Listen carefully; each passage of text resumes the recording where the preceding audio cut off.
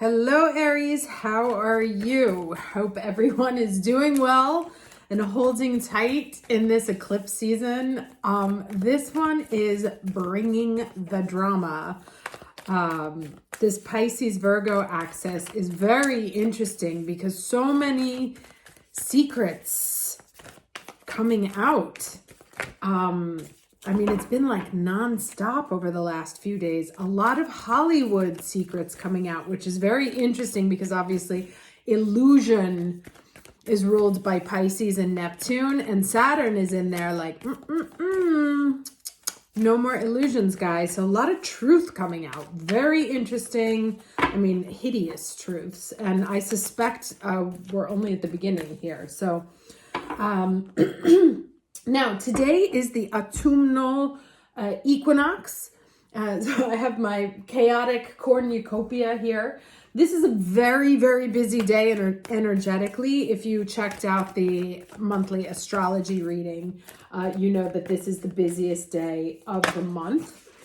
Venus moves into Scorpio today, and that is a shift that people feel usually pretty quickly, also because before she does it, she squares Pluto and Capricorn.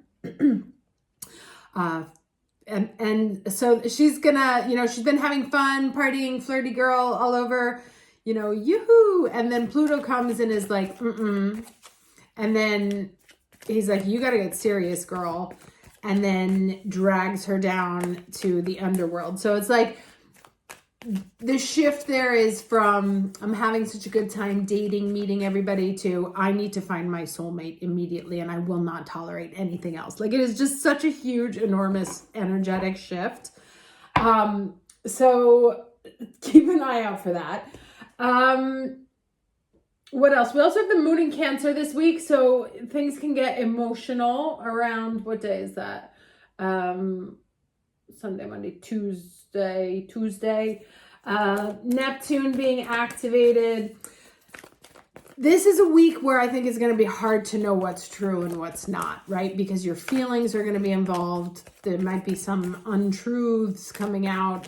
You just won't know what to trust, like if you can trust your instincts or not. And I would say if you can avoid making any final decisions this week, I would. That said, let's go into, of course, and this is stupid for me to have to say it, but if you don't agree with my advice, don't take it.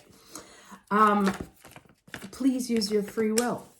So let's do the overall energy for the week of the 22nd. I almost said October 22nd, but it's September 22nd. Look at that. Freedom. Now, the Venus square Pluto that happens on the 22nd today is also the very liberating aspect, right? But freeing you from confines, but that can also come through loss. Let's put it that way. Classic breakup aspect. This is about spreading, and we keep getting these bird imageries here in this period. Let's see here what freedom has to say.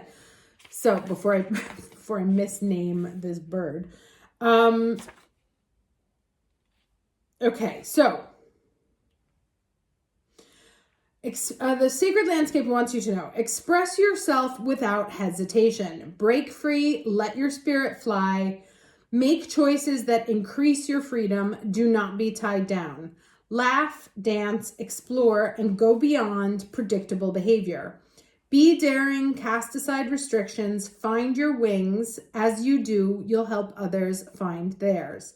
You are not here to be ordinary or live a mundane life.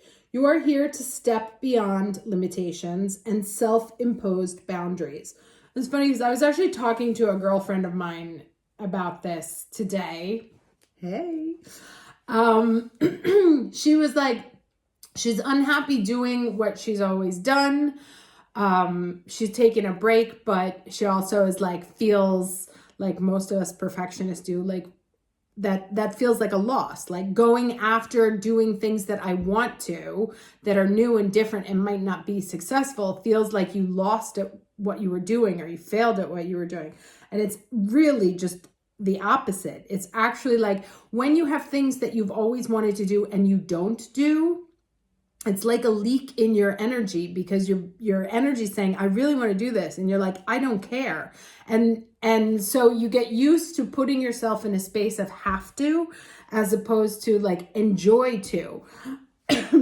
So if some of you are struggling with this, definitely embrace giving yourself doing the things that you want to do. And if you can't, like, leave your job, if you are financially bound to a certain profession, find a way to explore those sides of you. You know, just if you're interested in dance, you don't have to become Paris Goebel. You can also just take a dance class. But if there's something that's like bubbling up within you, especially in this time of change, don't silence it, don't ignore it. Embrace it and find a way, you know, that you don't have to like necessarily uproot your entire life, but to welcome it and to allow yourself to have that thing that you want without necessarily uprooting your entire life. So it says, do not be trapped by the need to please others. Choose life on your terms. Don't accept rules that don't feel right. You can be immensely free and yet still be part of a loving, supportive community. Okay, let's see what the challenge energy is. I'm like leaving cards like breadcrumbs here. Okay. What is the challenge energy for the week of September 22nd for the Aries watching this video? Oh. All right, I'll take these two. Actually, I'll take all three of them. Okay, so we have the Abundance card. This is the King of Pentacles, the Fool card, and the Integration. So interesting. This is what I was talking about, right? How do I make the money? How do I feel safe in my day-to-day life? How do I feel secure that I'm gonna, you know, not be broke? But at the same time, how do I allow myself this new beginning, right? Do I have to absolutely walk away from my job and become a poet? Not necessarily. The struggle, the challenge, and the difficulty is finding how to integrate them, right? And that was kind of what I started talking about at the beginning. It's how do I find a way where I can do what I want to, like make space for the energies, the voices in my own being that are pushing me towards something more creative, something more interesting, maybe something that the earth doesn't recognize as, you know, worthwhile or having high value. But to you, it has high value. How can you balance that and, you know, still keep a sense of, I'm okay, I'm paying my rent, I'm doing what I need to, but I'm also taking a step towards something new. So the challenge here is exactly that, right? How do I integrate these two? How do I marry this desire for freedom and newness and new beginnings without putting myself at a, let's say, Pentacleian risk?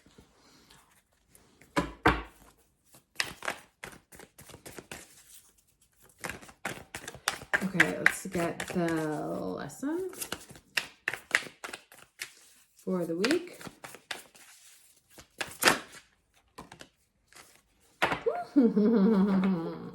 Speak your world into being, right? Now, the advice that I gave to my friend today, which is the same one I will share with you, and it wasn't him who said it. I think it was Brecht. But you miss 100% of the shots you don't take, which was said by Wayne Gretzky, who played for the whatever the hockey team was in New York. Was it the Rangers? Someone will correct me. If you don't acknowledge it, if you don't attempt it, if you don't go towards it, if you pretend it doesn't exist, then it cannot be, right? And so this is saying like the first step is to communicate it, to accept it, to speak it into being, right? Thoughts are things. That's the way. And this was in the reading last week, which was about turning our attention away from the past and what has happened in the past and focusing on the future, right? It said, live in the future. Point your attention to what is in front of you, not what is behind you. And the first step to finding that freedom and to getting this integration between feeling like a brand new person, feeling that abundance, is to say what it is that you want, and then and that starts a chain of events, an energetic chain of events, that if you keep touching it and you keep speaking it into being, eventually the universe organizes itself around you and starts to deliver. Let me read that a little bit too. I should say the exact opposite. First one in Gemini. And remember, the Jupiter is in Gemini and the birds are Gemini. So this Jupiter is trying to bring you abundance, a sense of abundance and a sense of richness through your community. And whether that means like finding your people, right, through your flock. Who do you want to fly with? It might be someone new. Oh, we have more birds here too. Okay, so it says, think about what you want. Do you really believe that you can create it, right? And that's the first thing. If you are the first person who thinks that it can't be, then it definitely will not be. Do you believe you have what it takes, or do you secretly doubt yourself? Worse, are you quietly preparing for failure? Here's the thing, you can't fool the universe. Repeated affirmations that you don't believe are a waste of time. Believe in your magic. That's the title of this reading. If someone has spoken or written unkind words to you, check my community post, counter them with kind words to yourself. Try it, speak your world into being, talk about it as though it's already happening, right? Let me see. Did I say when is the moon in Gemini here? Oh, it's right now. Oh, what does this say here? Best time to work your magic is when the moon is in Gemini on a Wednesday.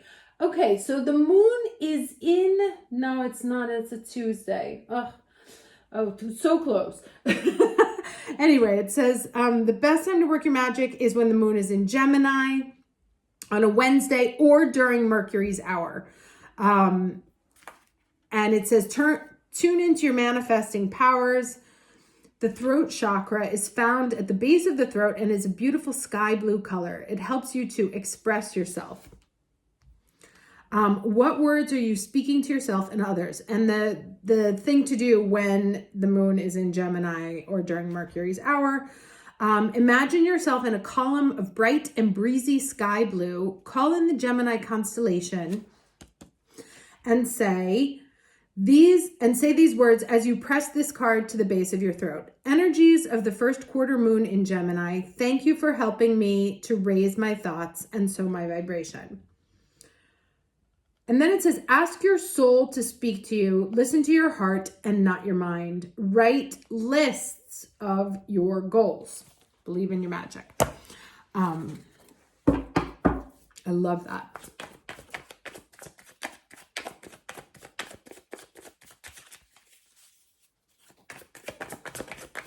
All right, let's get 3 cards for the week of September 22nd.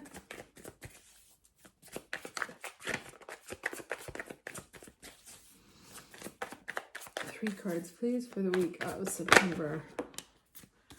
6 of Pentacles.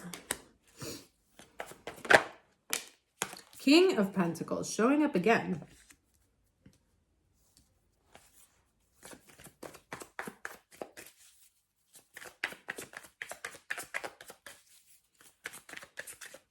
And one more card, please.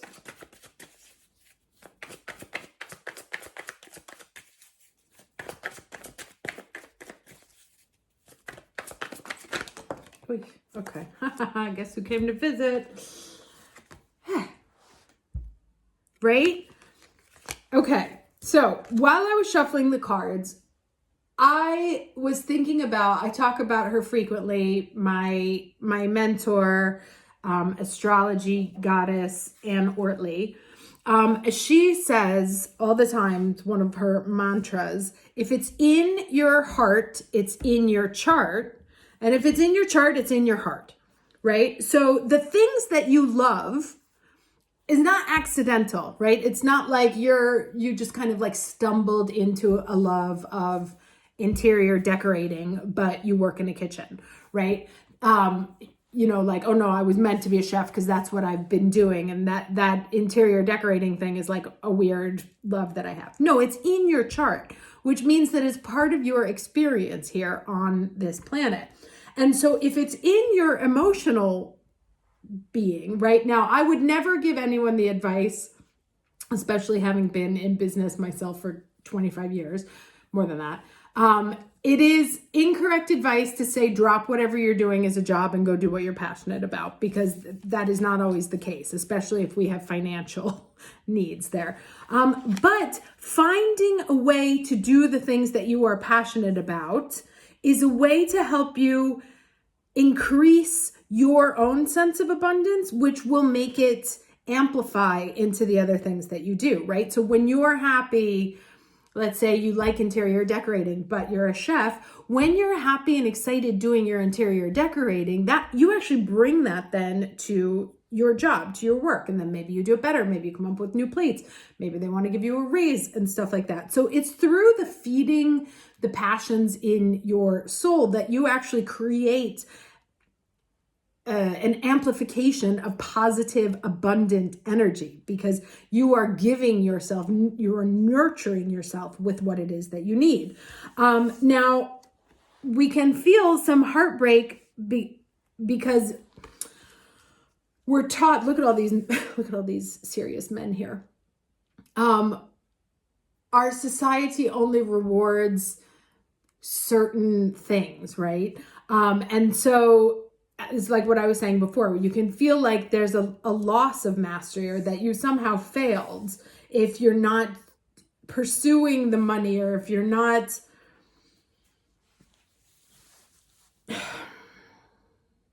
I want to get more about this Three of Swords here, because it wasn't hiding behind the Emperor, but the Emperor came out first, and then there was the Three of Swords. So I want to know why she's on this table.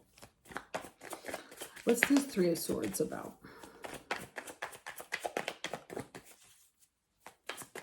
You'd be heartbroken if it didn't work out. Okay. Yes. Well, I guess I don't need this. That's a whole other thing. Also part of my conversation that I had tonight with another fellow Aries. So this is going for everyone. Yeah, you know what? In the last 5 years, I started probably 4 or 5 different businesses that went absolutely nowhere. I got 2 university degrees, master's degrees, that I will probably never use in my life other than personal enrichment. Did I feel like I was failing at the time? 1,000%. Now that I'm looking back at it, I understand that it was part and parcel to helping me become a master, not necessarily in those fields, but of my own energy, right? That I knew that like it was okay for me to do something that wasn't necessarily going to feed the money, but was going to feed the soul. It was going to make me feel happy with a beginner's mind, like, oh, I love doing this, and not I have to do this. And that in learning to do that, I actually created a much stronger bond with myself, and the decisions that I make and the way I interact with other people are completely different, simply for that fact that that was like a muscle I needed to develop, and I hadn't developed it yet because I was so busy always doing what I had to do, right? So yes, it's entirely possible that by doing the things that you love, it will go nowhere, and you may feel like you failed, and you may feel heartbroken that you weren't able to turn it into money or whatever. But if you look at it as part of your personal mastery, right? The you learning to make yourself feel strong, powerful, and the owner of your decisions, then it's actually worth more than its weight in gold, right? All right, let's get some last things here before this gets like crazy long.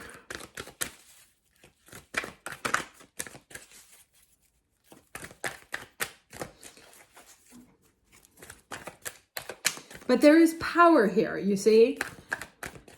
There's lots of power and in integrating these aspects. I like this when she shows up here. So the goddess Kali and black obsidian, sacred revolution. Another card talking about revolution of freedom, breaking free. It's literally right in front of me. 46, 4 and a 6.